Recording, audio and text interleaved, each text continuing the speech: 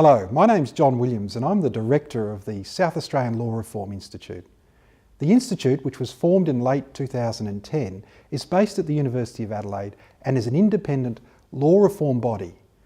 The Institute reviews the laws of the state to ask what laws are up to date, what needs changing, and more in particular, how do we find uniformity across the country when it makes sense.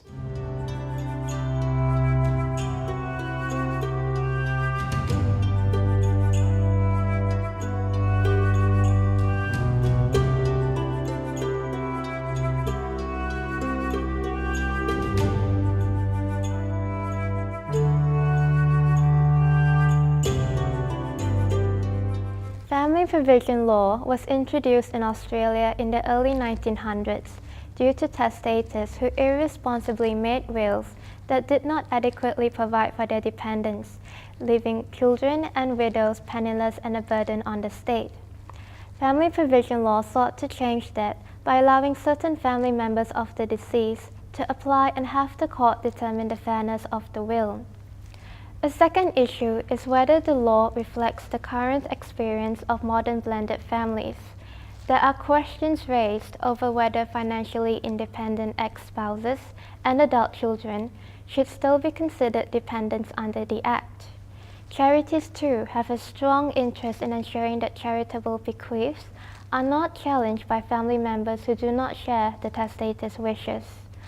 All these issues have raised questions over how to rightly adjust the balance to ensure on one hand protection of testamentary freedom and on the other hand adequate provision for genuine dependence.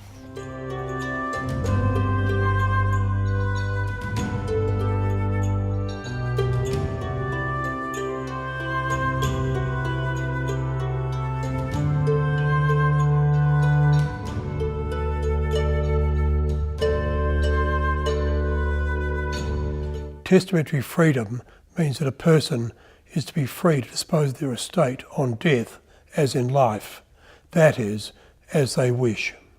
Legislation in the early part of the 19th century throughout the common law world guaranteed testamentary freedom.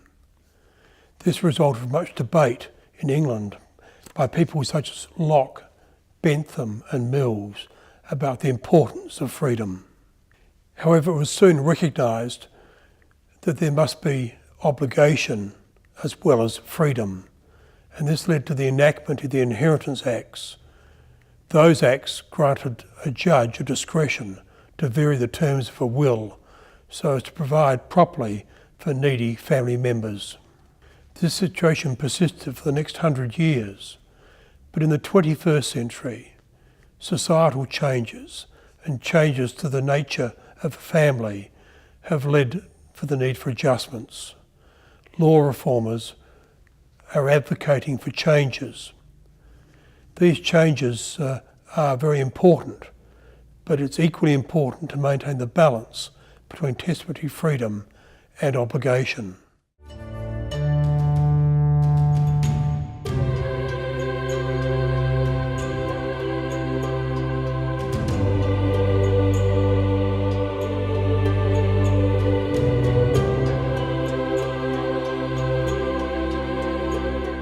The South Australian Law Reform Institute would welcome your views as to the important question of who is eligible to make a claim. The modern eligible categories of people who can claim is quite wide. It includes children, stepchildren, current partners, former partners, registered partners. Some people feel that the law has gone too far. We'd really welcome your views on this complex issue. Who should be able to make a claim against your estate?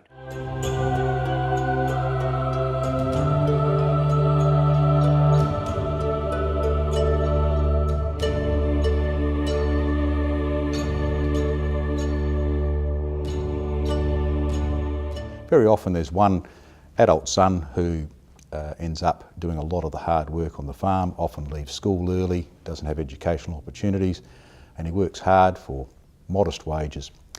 And the father's always saying, don't worry, one day this will all be yours, so keep working. And he does, and often he marries one of the local girls. They often are provided with a transportable house somewhere on the farm, and the son keeps working, but he's got some new ideas and tries to talk about them with Dad. Dad's not too happy about those ideas, and it leads to often an altercation, and very often the son leaves the farm and is then off into the town or back to the city, no assets, wife, couple of kids, and often limited opportunities to get ahead in life. And the deceased often cuts the son out of the will or leaves him a very modest amount, or sometimes favours the other siblings over him. So out of that scenario, there's a lot of very difficult issues for society to resolve. I had another case involving a child. This time it was a couple of infant twins. Tragically, the mother died during childbirth, and of course the will didn't refer to the new children. So unfortunately in that case, the children did bring a claim against the estate. There were some adult children involved, so obviously the minor children sought further provision out of the estate. So in that case, you can see where a child's claim actually has some benefit, and the court was rather sympathetic to that, as opposed to a case where you have an adult child of potentially adequate means just trying to get more money out of the estate.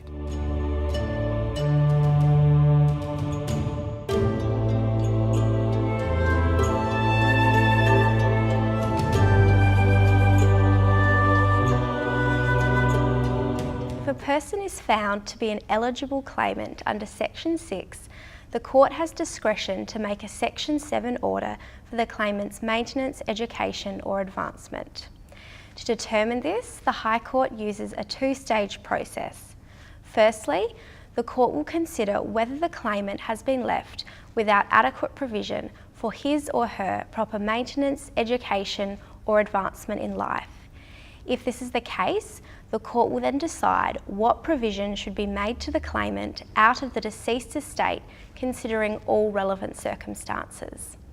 The operation of Section 7, together with the whole Act, has triggered criticism, including that it facilitates greedy and opportunistic claimants rather than those who have a genuine dependency need on the deceased. Interstate law reform bodies have considered, and in cases like Victoria, implemented reform to limit eligible claimants and to establish mandatory factors for the court to consider before making an order. Under the Victorian Act, the court must be satisfied that at the time of the deceased's death, the claimant was wholly or partly dependent on the deceased for his or her proper maintenance and support, and that the deceased had a moral duty to provide for the claimant's proper maintenance and support. In the case of certain family members, such as adult and stepchildren, they also must show that they are incapable of reasonably providing for themselves.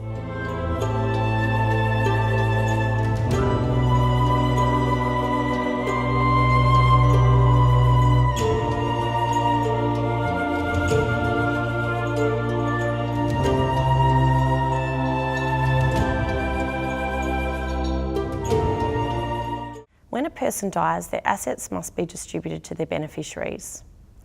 There are two categories of assets: estate assets, which are those assets that were owned personally by the deceased person, and the second category, those assets that are held outside of the estate. For example, assets that are held in a trust that were controlled by the deceased. Under the South Australian Family Provision Law, orders can only be made against the estate assets. This allows people to bypass the law by transferring their estate assets outside of their estate into Category 2, or by making gifts during their lifetime so that they're left with no estate assets. This ensures that claims cannot be made against their estate and that their wishes can be carried out after they die. The issue is, should the law be changed so that it cannot be bypassed in this manner, protecting applicants, or should the law remain unchanged?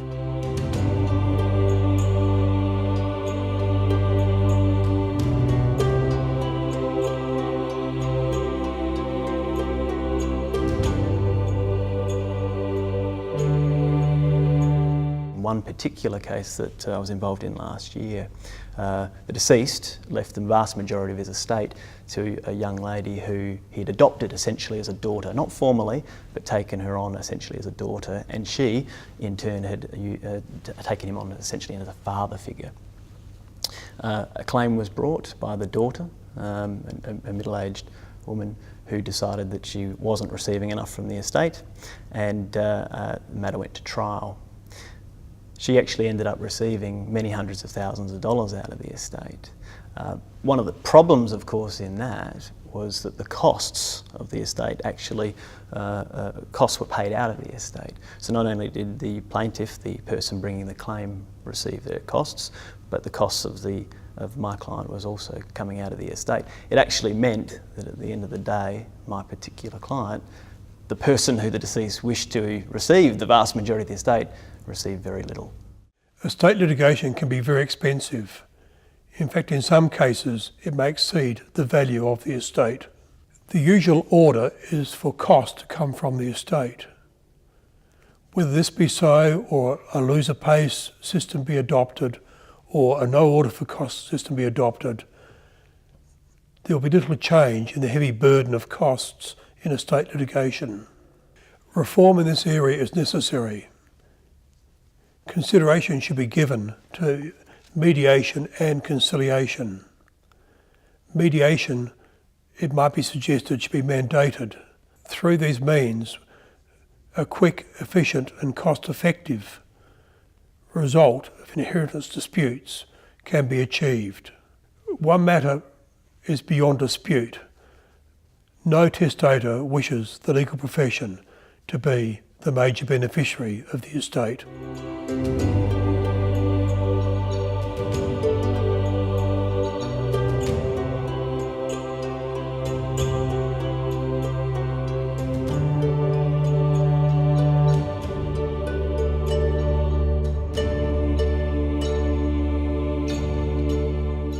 Time limits apply for making applications under the Family Provision Law. In South Australia, applicants are given up to 6 months after the grant of probate to make an application. Extensions of time can be granted provided that the estate has not been fully distributed.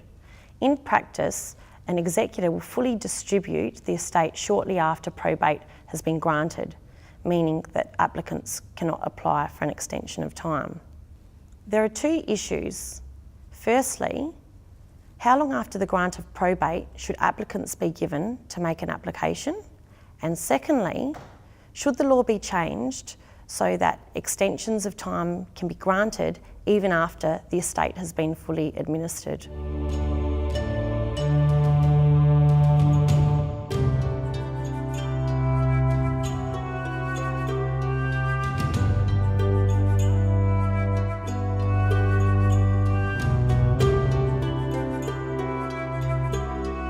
Now that you've heard about our inquiry, we'd like to hear from you. Have you got experience with family provision laws? Do you have a view on how the laws could be improved or should be changed? We'd like you to join our discussion board on our Your Say website or fill out our short online survey. If you'd prefer, you can provide a written submission or request a meeting with someone from our team. The details are on our Your Say website. Just remember, the Law Reform Institute's about law reform, so if you have a specific legal issue, please speak to a lawyer. We look forward to hearing from you.